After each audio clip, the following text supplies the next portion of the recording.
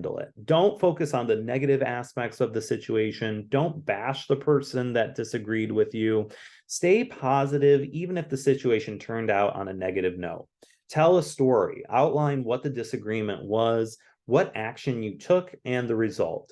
If the result was negative, mention what you learned from the situation and how you would handle it differently in the future. So with my job, something that I do almost every day is my reporters write a script, like a news script that they're going to be reading, and I edit it before they record it, and it goes on the air on radio. So I do an editing process with the reporter. I edit them. And sometimes I'll say something, oh, I want you to change this. Can you do this and do a little differently? And it can be tough sometimes, right? Because it's critical. You're being critical of someone, and sometimes people get defensive. And a little pushback is okay. It's all about how you're reacting to it, because I need to be able to work with a reporter or someone who is open to listening to feedback. See, I've always loved feedback and being edited and being critiqued, because I've always wanted to get better. I want to get as best as I can at this. But not everybody's like that. Some people, they get very defensive. With that. And like I said before, a little bit of pushback is okay. We're going through your script. If there's a line that you really like in there that I think that you should remove, you can push back, and you can say, hey, I really like this line for blah blah blah for these reasons, and I can be convinced. I can be I'm not always sure either. Some things I'm very sure of, but not always. So I can be convinced.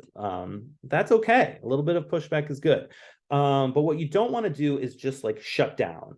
Like somebody's giving you criticism, feedback, and you're just like, well, I don't agree with that. Or no, I don't. You can't even listen to it, because it's like I'm talking to a brick wall, and there's nothing I can do with that. If somebody, I can't deal like with somebody getting offended by it, because it's not offensive. An edit is like meant to make you do better. So a little bit of pushback is good. At the end of the day, though, you also have to realize, like, if my boss is, I can disagree with my boss about something. But at the end of the day, if he still wants to do it his way, I have to respect his wishes. And I have to respect that, look, this is your decision and your call. I gave my feedback. If you're not going to take it, this decision, this action is on you. I did my part. My job is to go through with what you want. I have to make your vision happen, and I'm going to go through and try to do what you want the best possible way, but I'm also going to speak up and say something if I don't think something is right. But at the end of the day, you've got to respect the decision that your boss makes, and you move forward. You are going to be likely be working under a boss or something like that. You're not always going to agree with them, but use that as like, okay, well, how would I do this differently in the future? Because in the future, you could very well be the boss, and you're going to be in your own situations, and you're going to want to apply some of these lessons that you've learned early on. So be flexible, be willing to learn.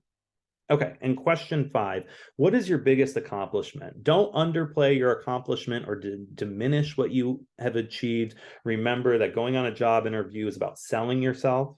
Focus on a specific goal that you achieved. Identify obstacles that you overcame to get to your accomplishment, and tell a story.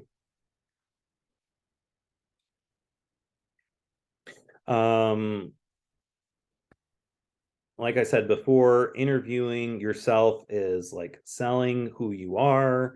So I want to see something that that you're proud of. something that you did. I want to see that there's something that you're really proud of. I want to hear what that story is, because I want you to take pride in working for me, and doing this job. So I want to see something that you were able to do and you were able to accomplish and that you're proud of, because I want to be able to translate that. I want you to be working at this job or whatever and be able to be proud of what you accomplish, at your future job and career. Okay. All right. So those are your questions to go through. We can take a look at the mock interview rubric is on here. You'll see it's out of 75 points. You've got your 5 questions. And if you look at the delivery, there's 40 points in here. Walks with confidence. This is more when we're in person.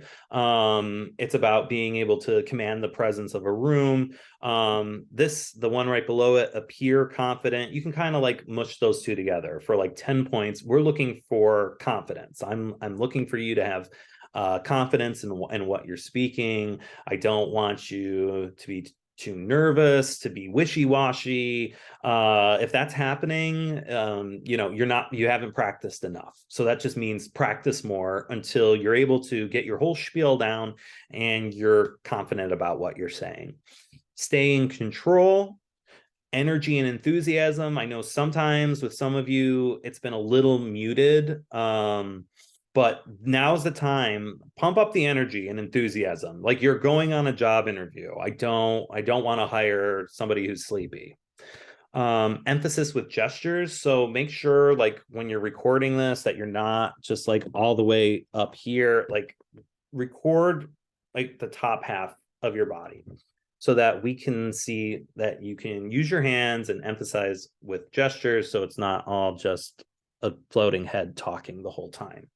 Eye contact with the audience, so make sure that you are looking into the camera from time to time. Doesn't have to be the whole time, but the longer you can look into the camera, you're making that personal connection with the person on the other side of the screen.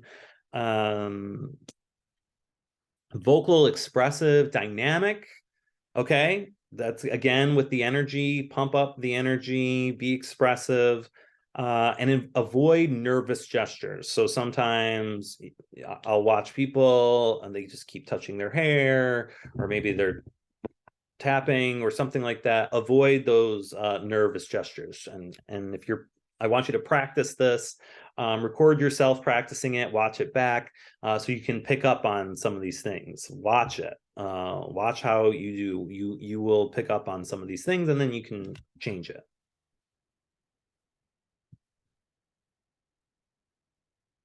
Okay, this is a great video from Amy Cuddy. Your body language may shape who you are. So body language affects how others see us, but it may also change how we see ourselves. Social psychologist Amy Cuddy argues that power posing, standing in a posture of confidence, even when we don't feel confident, can boost feelings of confidence, and it might have an impact on our chances for success. So this is a great video. She tells a great story in it. So definitely watch this video.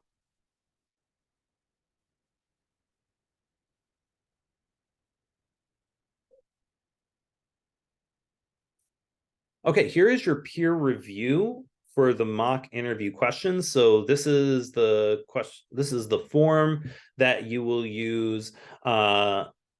Each person in the class will review and give feedback on 2 mock interview presentations by your classmates. You will be posting your feedback in the discussion board where individuals posted their videos. And as you can see here, when you download this, you can highlight, bold, whatever you want to do to give a number from 1 to 5 and grade, add your comments to whoever in the class you want to review their job interview. And I think it's great. It's a great idea. Get some outside perspectives on a job interview. I've gone on a lot of job interviews, and the more you do, the more you practice at it, the better you'll get at it. And criticism too, and getting feedback from your classmates, like anything is, I just remember wanting anything. Even when I didn't get jobs, I still wanted the feedback. What could I have done differently? Because I'm going to apply that. And I have applied that to like the next job interview I do.